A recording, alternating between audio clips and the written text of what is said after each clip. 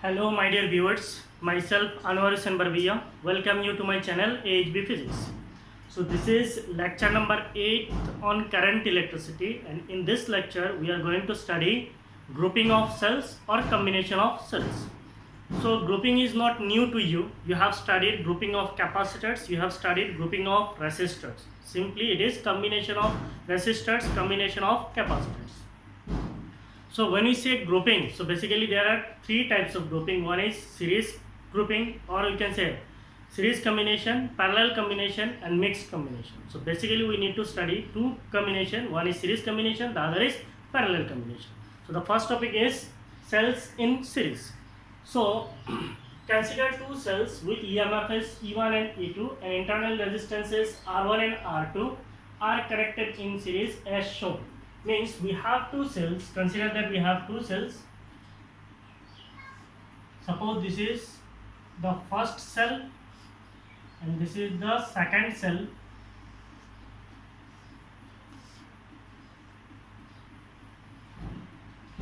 So this is cell 1, this is cell 2. Cell 1, the EMF of cell 1 is E1 and the internal resistance of cell 1 is R1. The EMF of cell 2 is E2 and the internal resistance of cell 2 is R2. Suppose cell 1 is connected between points A and B and cell 2 is connected between points B and C. So the current always comes out from the positive terminal. So the current is coming out of positive terminal. Current always comes out from positive terminal. And through negative terminal, basically the current enters. Suppose if the current entering through the cells is I, the current leaving out of the cells will also be I, because ये दोनों cells कैसा है, series पे है. दोनों अगर series पे है तो दोनों के अंदर से क्या होगा, सेम करंट फ्लो होगा. तो करंट अगर I एंटर करता है तो वही करंट जो है बाहर आएगा. सो द करंट इज से I.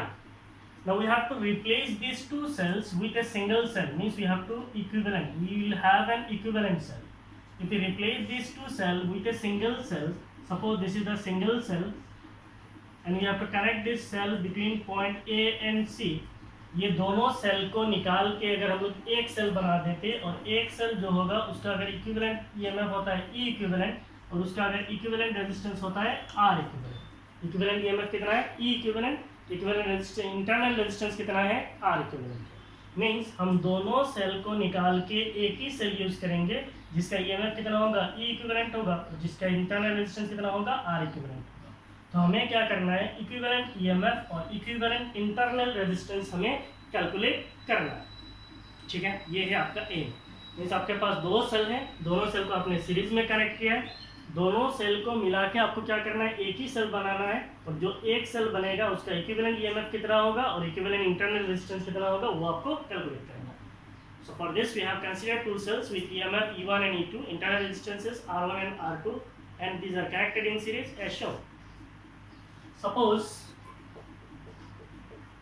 VA, VB and VC are the potentials. VA, VB and VC are the potentials at points A, B and C respectively. So we have considered 3 points A, B and C. Potential of point A is VA, potential of point B is VB, potential of point C is VC. So तीनों points का potential क्या है, VA, VB and VC are the potentials at point A, B and C respectively. So what will be the potential difference? Potential difference between points A and B is, so AB के बीच में potential difference कितना होगा. So potential difference between points A and B, so it is B suffix AB. इसका मतलब potential difference between points A and B, it will be equal to potential difference. So potential difference क्या होता है, अगर हम लोग बोलते हैं कोई भी एक सेल है, मान लो ये हमारे पास कोई एक सेल है, इसके साथ हमने कोई एक रेजिस्टर लगाया, ये रेजिस्टर है. मान लीजिए ये पॉइंट A है और ये पॉइंट B है. सेल से सेल का EMF मान लीजिए E है, सेल का इंटरनल रेजिस्टेंस R है. सेल से कोई करंट गुजरता है, suppose the current is I.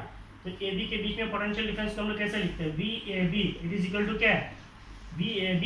इसका मतलब A का पोटेंशियल ज्यादा है क्योंकि करंट किधर जा रहा है, करंट ऐसे जा रहा है. करंट हमेशा किधर जाता है, हायर पोटेंशियल से लोअर पोटेंशियल की तरफ जाता है। इसका मतलब पॉइंट ए का पोटेंशियल ज़्यादा होगा माइनस पॉइंट बी का potential that is V B.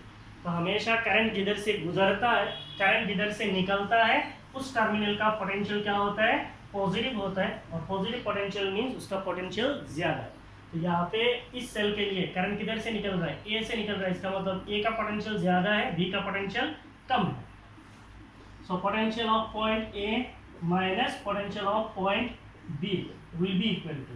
और हमने पढ़ा है अगर हमारे पास कोई एक सेल होता है, मान लीजिए कोई सेल है, इसका ईएमएफ ई है, इंटरनल रेजिस्टेंस आर है, इसके अंदर अगर कोई करंट गुजरता है I, so what is the potential difference between this two points A and B. The potential difference between points A and B is nothing, it is V and it is given as E minus I R. So last class में हम लोगों ने cell में पढ़ा है। So we can write the EMF of first cell, इस cell का EMF कितना है, E1 है, माइनस इसके अंदर करंट कितना गुजर रहा है I, और इसका इंटरनल रेजिस्टेंस कितना है R1 है। So it will B E1 minus I into R1। तो पहला सेल के अक्रॉस में पोटेंशियल डिफरेंस हमने निकाल लिया। Similarly if we calculate the potential difference between the points B and C, point B और सी के बीच में अगर पोटेंशियल डिफरेंस निकालेंगे तो हम लोग लिख सकते हैं potential difference between points B and C will be equal to, current किधर से निकल रहा है, बी से निकल रहा है, पॉजिटिव से निकल रहा है। इसका मतलब बी का पोटेंशियल ज़्यादा है, सी का पोटेंशियल कम है। So you can say potential of point B minus potential of point C will be equal to, तो इसके बीच में पोटेंशियल डिफरेंस कितना होगा, be equal to E minus I R one, sorry E minus I R. So E क्या है, EMF of second cell that is E2 minus current is I, internal resistance कितना है R2 है। So it is E2 minus IR2। से this is equation number 1 and this is equation number 2। Copy कर लीजिए।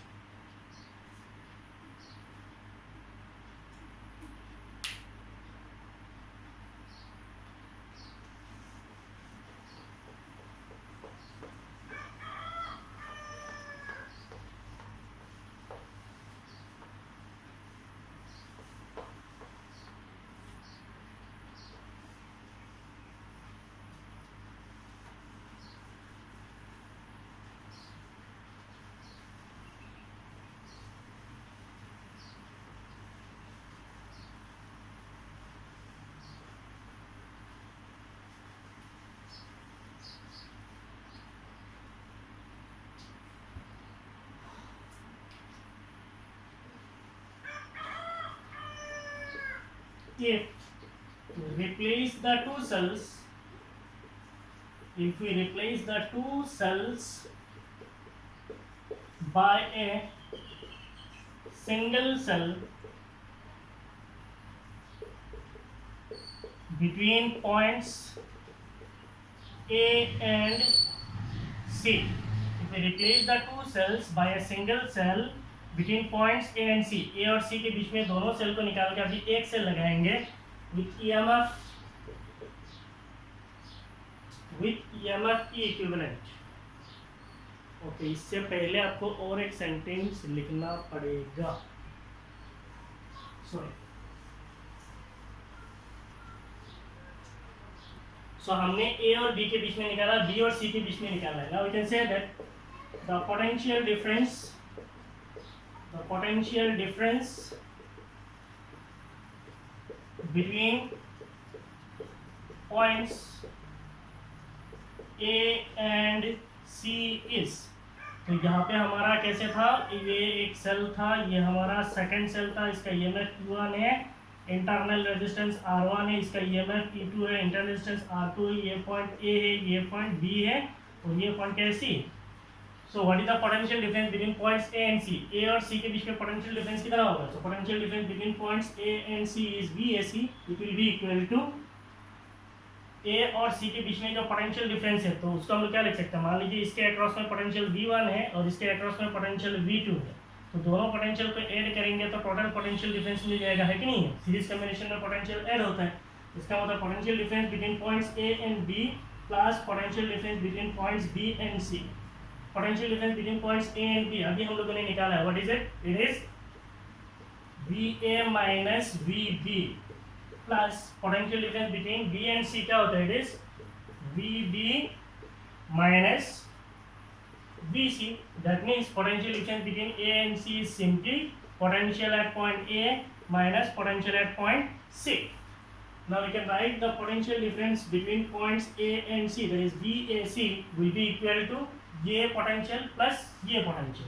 ये potential कितना है? It is E1 minus I into R1. कहाँ से लिखा है? यहाँ से E1 minus IR1 प्लस ये potential कितना है? It is E2 minus IR2. So we can write the potential difference between points A and C as E1 plus E2, E1 plus E2 minus I into R1 plus R2 minus IR1 minus IR2. So इसको एक साथ ऐसे लिख सकते हैं. So ये हमारा equation number 3. ठीक है. Now we can replace this.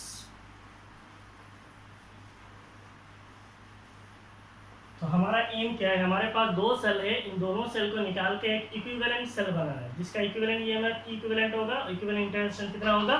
Are equivalent होगा.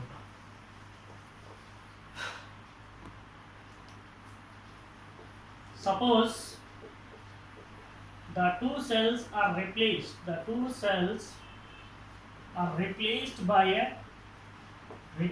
by a single cell between points A and C. Between points A and C with EMF E equivalent and internal resistance R equivalent.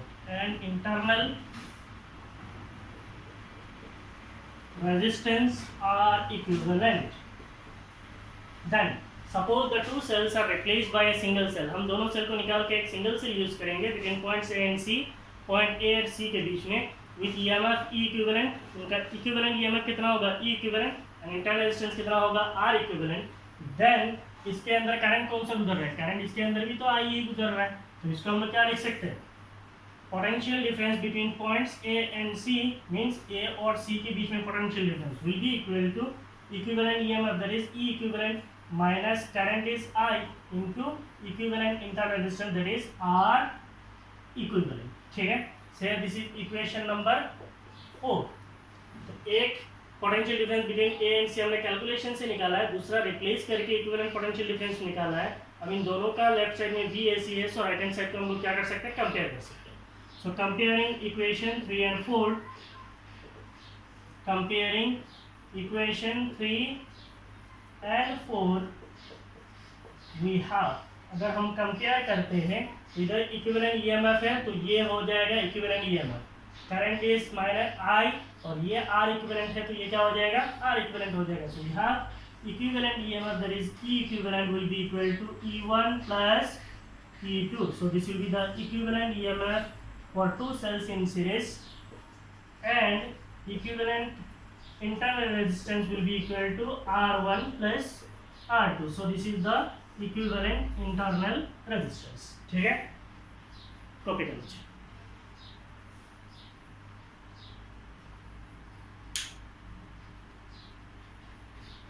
हो गया.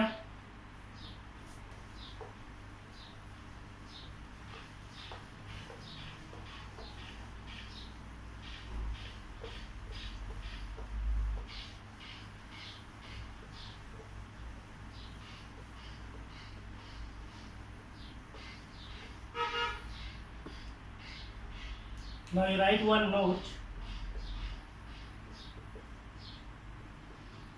Equivalent EMF internal resistance तो निकाल दिया है. If both the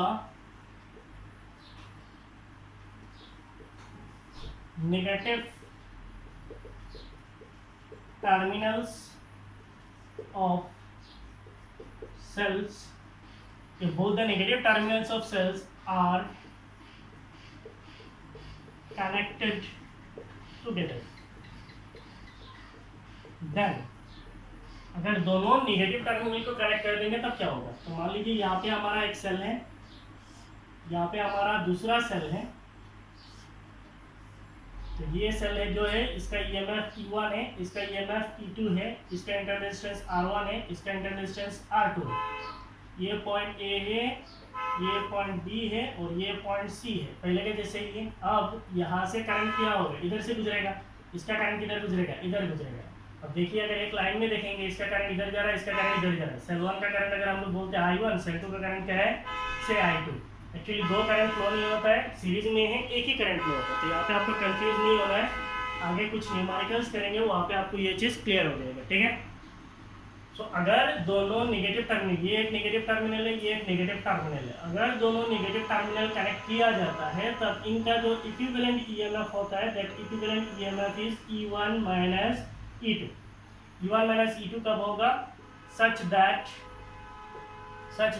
E1 is greater than E2। अगर E1 E2 से बड़ा होगा तब E1 माइनस E2 होगा, and E equivalent will be equal to E2 minus E1 कब होगा, such that E2 is greater than E1। E2 minus E1 होगा जब E2 बड़ा होगा, और जब E1 बड़ा होगा then it is E1 minus E2, ठीक है। ना सी आप शायद यहाँ पे कंफ्यूज हो गए हैं, क्योंकि देखिए मैंने यहाँ पे करंट इस डायरेक्शन में दिया और इसका करंट इस डायरेक्शन में दिया है। तो एक्चुअली एक सर्किट में एक लाइन पे दो करंट दो डायरेक्शन में नहीं जाता है। तो बेसिकली मान लीजिए इक्विवेलेंट करंट इधर जा रहा है, आप बोलेंगे सर ये कैसे एक्चुअली होता है। मान लीजिए ये हमारे पास कोई एक सेल है और ये हमारे पास दूसरा कोई सेल है, इस सेल से कुछ करंट जा रहा है, इस सेल से कुछ करंट जा रहा है, मान लीजिए 5 एम्पियर है। इसके अक्रॉस में, इन दोनों के अक्रॉस में एक रेजिस्टर है, ये एक रेजिस्टर है, तो सर्किट कनेक्ट कर दिया है कि नहीं है। तो इधर से करंट क्या जा रहा है, 5 एम्पियर। अब मान लीजिए इस सेल से कुछ करंट गुजर रहा है, इस सेल से कुछ करंट गुजर रहा है, कितना है, 2 एम्पियर। तो ये 2 एम्पियर किधर आएगा, इधर आएगा। सो यहाँ से 2 एम्पियर आएगा। तो इधर से जा रहा है, इधर से जा रहा है कितना, 5 एम्पियर। इधर से कितना आ रहा है, 2 एम्पियर।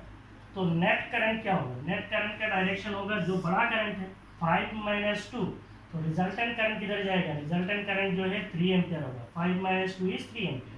तो आपका जो सर्किट है उसके अंदर एक ही करंट फ्लो होगा। कैसे फ्लो होगा, एंटी क्लॉक, क्योंकि ये करंट बड़ा है, ये करंट छोटा है। तो resultant current will move in this way, और ये जो रिजल्टेंट करंट होगा इसका डायरेक्शन कैसा होगा, एक ही डायरेक्शन में करंट फ्लो होगा, ऐसे। और इसका रिजल्टेंट करंट कितना है, 3 एम्पियर है। तो रिजल्टेंट करंट जो 3 एम्पियर है वही फ्लो होगा। तो इसका मतलब एक ही डायरेक्शन में करंट फ्लो होता है। कहानी समझ में आया, दो इससे भी करंट निकलेगा, इससे भी निकलेगा, जो बड़ा होगा उसी का करंट फ्लो होगा। सो 5 माइनस 2 एक दूसरे को कैंसिल करेगा, तो रिजल्टेंट कितना हो जाएगा, 3 एम्पियर। और आपका ये डायरेक्शन भी चेंज हो जाएगा, करंट कैसे फ्लो होगा, ऐसे फ्लो होगा, ठीक है। So resultant current always flows in one direction, इसी डायरेक्शन में फ्लो होगा। करंट कितना है, 3 एम्पियर एवरीवेयर, ठीक है। तो ये सब चीज़ ऐसे लिखना नहीं है, समझाया मैंने आपको।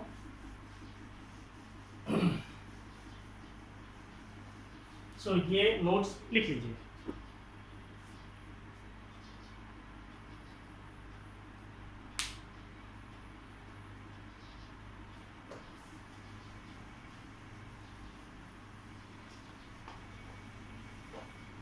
तो अब हमारा हो गया सेल्स इन सीरीज। अभी हम लोग पढ़ेंगे cells in parallel. So there are two combination. One is series combination, the other is parallel combination. So second is cells in parallel. Consider two cells. Consider two cells with EMFs E1 and E2 and internal resistances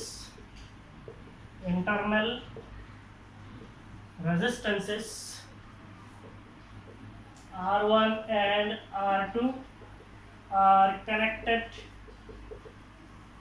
in parallel as shown. Consider two cells with EMF E1 E2 internal resistance R1 R2 are connected in parallel as shown. So we have to consider that we have two cells. मान लीजिए हमारे पास दो cell है, एक cell यहाँ पे है,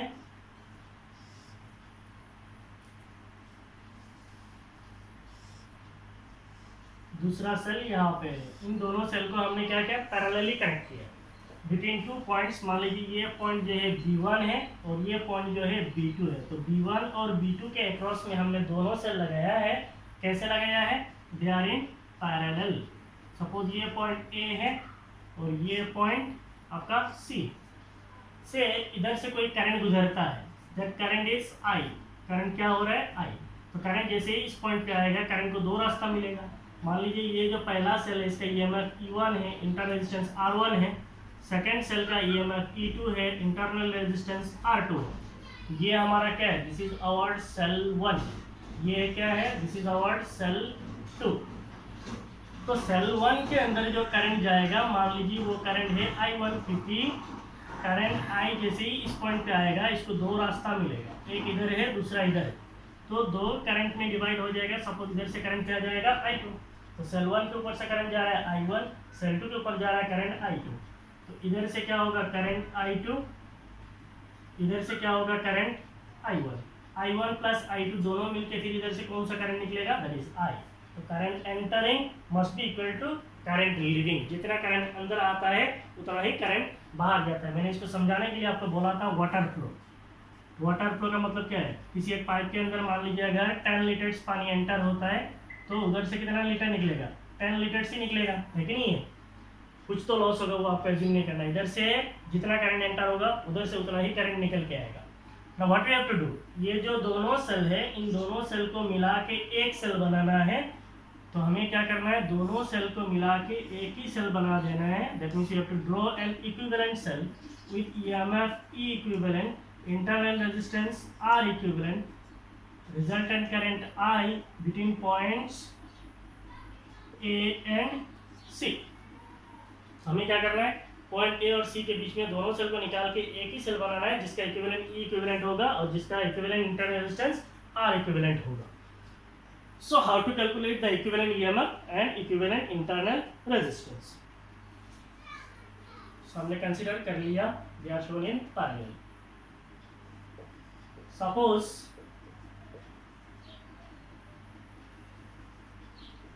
VB1 and VB2 are the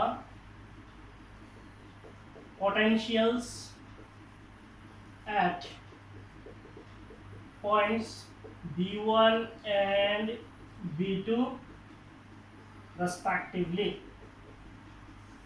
So what I have considered, point B1 जो है इसका पोटेंशियल कितना है? इसका पोटेंशियल है VB1, और पॉइंट B2 जो है इसका पोटेंशियल कितना है? VB2। So what will be the potential difference? The potential difference across cell 1 is, ये हमारा सेल 1 है, इसके ऊपर पोटेंशियल डिफरेंस कितना होगा? इसके ऊपर जो पोटेंशियल डिफरेंस होगा, दैट पोटेंशियल डिफरेंस इज से V। मैं क्यों V ले रहा हूँ? क्योंकि पैरेलल कॉम्बिनेशन में क्या होता है? पोटेंशियल सेम होता है। मान लीजिए आपके पास दो रेजिस्टर है, ये दो रेजिस्टर है, these are the two resistors. इनको अगर हम पैरेलली लगाते हैं to a battery with potential difference V, तो R1 के ऊपर पोटेंशियल डिफरेंस कितना होता है? इसके ऊपर पोटेंशियल डिफरेंस होता है V। R2 के ऊपर मान लीजिए ये R2 है, इसके ऊपर भी पोटेंशियल डिफरेंस कितना होता है? V होता है। तो पैरेलल कॉम्बिनेशन में क्या होता है? पोटेंशियल डिफरेंस सेम होता है। चाहे वो सेल हो, चाहे वो कैपेसिटर हो, चाहे वो रेजिस्टर हो, हमेशा सीरीज कॉम्बिनेशन में पोटेंशियल डिफरेंस सेम होता है। तो सेल 1 के ऊपर पोटेंशियल डिफरेंस जितना होगा, सेल 2 के ऊपर भी पोटेंशियल डिफरेंस उतना ही होगा। So that potential difference across cell 1 is V, it will be equal to, cell 1 का हमने किधर लगाया? B1 और B2 के बीच में। सो you can say potential of point B1 minus potential of point B2। क्यों लिखा है? क्योंकि B1 इधर से करंट निकल रहा है, इसका मतलब B1 का पोटेंशियल ज़्यादा है, जिधर एंटर होता है उधर पोटेंशियल कम होता है, और जिधर से निकलता है उधर पोटेंशियल ज़्यादा होता है। हमेशा याद रखना, जिधर से निकलता है उधर पोटेंशियल ज़्यादा है, जिधर एंटर होता है उधर पोटेंशियल कम है। तो V1 minus B2 will be equal to, इसके अक्रॉस में सेल कौन सा है? 1 है, इसका EMF कितना है? E1 है, माइनस करंट, इसके ऊपर करंट कितना है? I1 है, और इसका इंटरनल रेजिस्टेंस कितना है? R1 है। So it is V equal to E minus IR। So EMF E1 है, minus current is I1, internal resistance R1, so it is minus I1 R1। Say this is equation number 1। So what will be the potential difference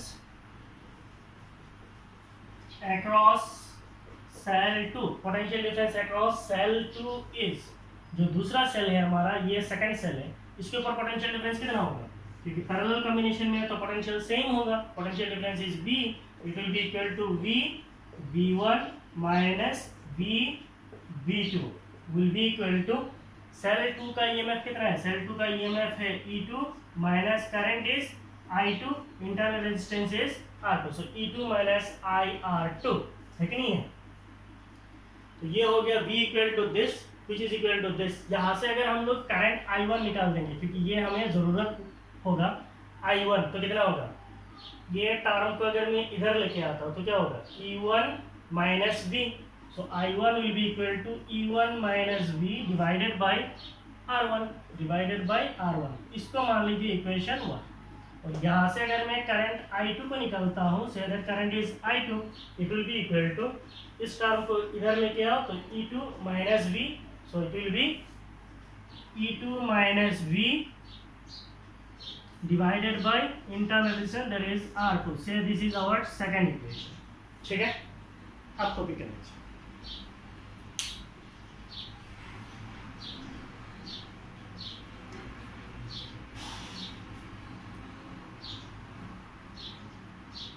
हो गया,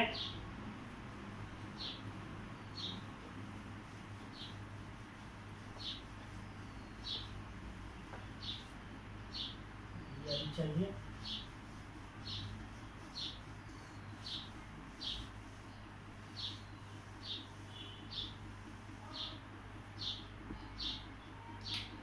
यहाँ पे आप एक चीज लिख लीजिए, current flowing in must be equal to, ये एक्चुअली आपका किरचॉफ्स करंट लॉ है, इसके नेक्स्ट क्लास में हम लोग पढ़ेंगे। Current flowing in must be equal to current flowing out. Current flowing in must be equal to current flowing out, means जितना current अंदर आता है उतना ही करंट बाहर जाता है, बस इतना ही, जितना करंट अंदर आता है उतना ही करंट बाहर जाता है। अंदर पे कितना करंट आया I, और निकला कितना I1 प्लस I2, अंदर आया I, निकला कितना I1 I2, फिर I1 I2, फिर निकल के आ गया I, तो इसका मतलब I इज इक्वल टू क्या है, I1 प्लस I2। तो वी हैव I1 I2, इनको यहाँ पे सब्स्टिट्यूट कर लीजिए। So what will be current I? It will be I1. I1 is E1 minus V divided by R1 plus E2 minus V divided by R2। तो अब हम लोग इन सारे चीजों को निकाल दें।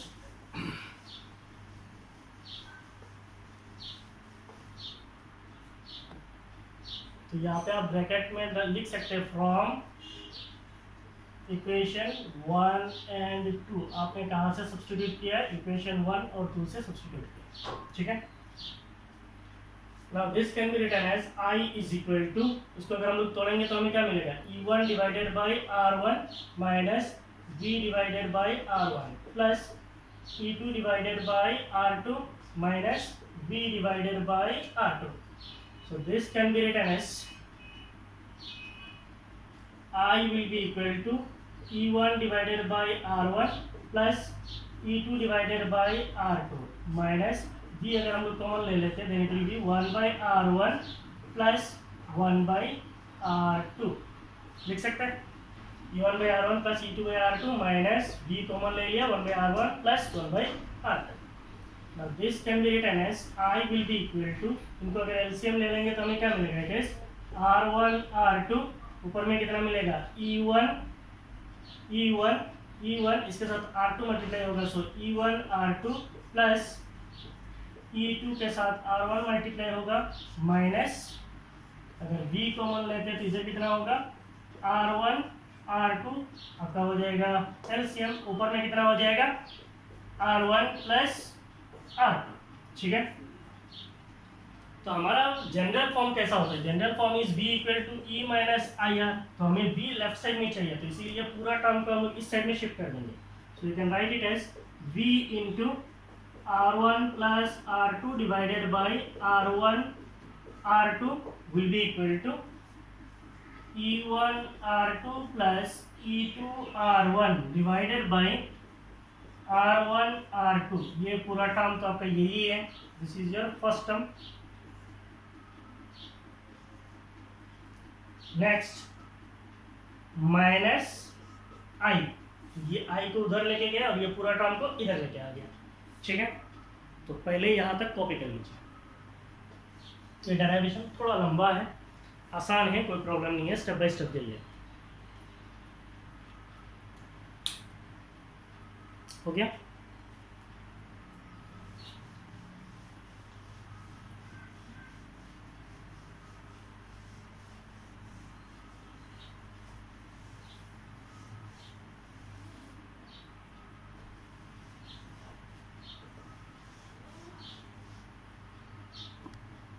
सो अब हमें लेफ्ट साइड में v रखना है, तो अगर हम लिखते हैं v, then it will be equal to E1 R2 plus E2 R1 divided bye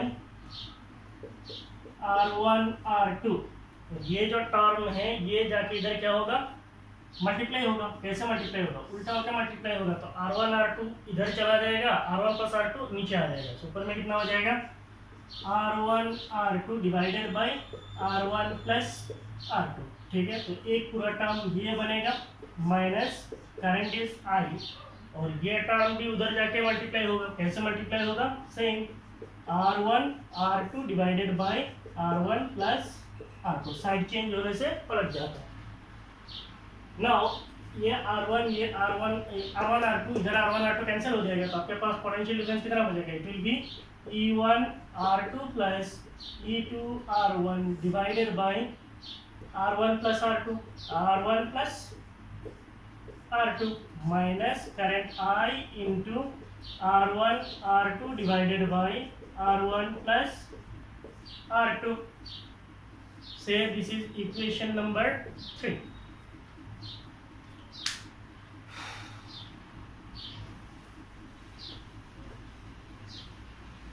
हो गया। तो हमारा वो फॉर्म में आ गया, v equal to E minus I R के फॉर्म में आ गया। उसके बाद हम लोग क्या लिखेंगे, if we replace the two cells, if we replace the two cells by a single cell, if we replace the two cells by a single cell between points B1 and B2, तो हमने दोनों cell को लगाया था B1 and B2 के बीच में, between point B1 and B2 with EMF E equivalent and internal resistance R equivalent। अगर हम if we replace the two cells by a single cell, means अगर हम लोग दोनों सेल को निकाल के सिंगल एक ही सेल ले लेते between point B1 and B2, B1 और B2 के पॉइंट्स के बीच में, with EMF equivalent, internal resistance R equivalent, equivalent EMF is V equivalent, equivalent internal resistance is R equivalent, then we can write the potential difference V as E equivalent minus current is I into R equivalent, current is I, equivalent EMF equivalent, equivalent internal resistance R equivalent। Say this is equation number 4। अब हमारा equation 3 और equation 4 को अगर हम लोग compare करेंगे, सो you can right comparing equation 3 and 4 we have। अगर हम कंपेयर कर देते तो हमें क्या मिल जाएगा, ये पूरा टर्म हमें क्या आ जाएगा, E equivalent। ये पूरा टर्म देगा E equivalent। So what will be the E equivalent? E equivalent will be equal to E1 R2 plus E2 R1 plus E2 R1 divided by R1 plus R2। So this will be the equivalent EMF, and R equivalent, that is equivalent internal resistance, will be R1 R2 divided by R1 plus R2। So this will be the equivalent internal resistance, ठीक है। Copy कर लीजिए।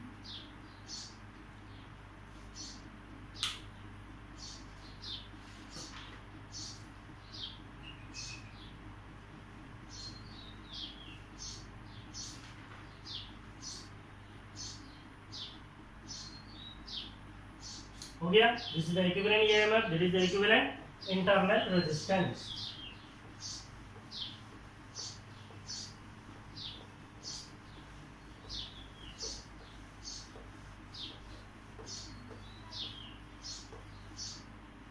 In general ये आपका derivation यहाँ पे हो गया. इन जनरल हम लोग कैसे लिख सकते हैं? In general we can write 1 by R equivalent, 1 by R equivalent is equal to 1 by R1 plus 1 by R2. Can you write it? देख लीजिए ना, 1 by R equivalent is equal to कितना है? 1 by R1 plus 1 by R2. इसका मतलब ऊपर में कितना होगा? R1 plus R2 और नीचे में कितना है? R1 R2, that is 1 by R equivalent. So what is R equivalent? R equivalent is R1 R2 divided by R1 plus R2. तो R1 R2 divided by R1 plus R2 can be written as 1 by R1 plus 1 by R2. इसीलिए in general हम लोग ऐसे लिख सकते हैं. And E equivalent divided by R equivalent can be written as E1 by R1 plus E2 by R2. लिख सकते हैं, जरूर लिख सकते हैं. कैसे लिख सकते हैं? सी E equivalent by R equivalent हमने कितना लिखा है? What is E equivalent? E equivalent by R equivalent. E equivalent कितना है? It is E1 R2 plus E2 R1 divided by R1 plus R2. ये हो गया आपका E equivalent. R equivalent कितना है? It is R1 R2 divided by R1 plus R2. R1 plus R2 cancel है. So E equivalent by R equivalent can be written as E1 R2 plus E2 R1 divided by R1 R2. Now E1 R2 divided by R1 R2 cancel कर लीजिए, plus E2 R1 divided by R1 R2. R1 cancel कर लीजिए, है कि नहीं है? तो ultimately आपके पास क्या बच जाएगा?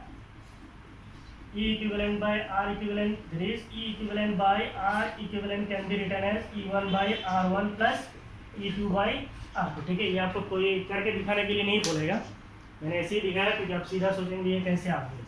ठीक है. So this is your general form.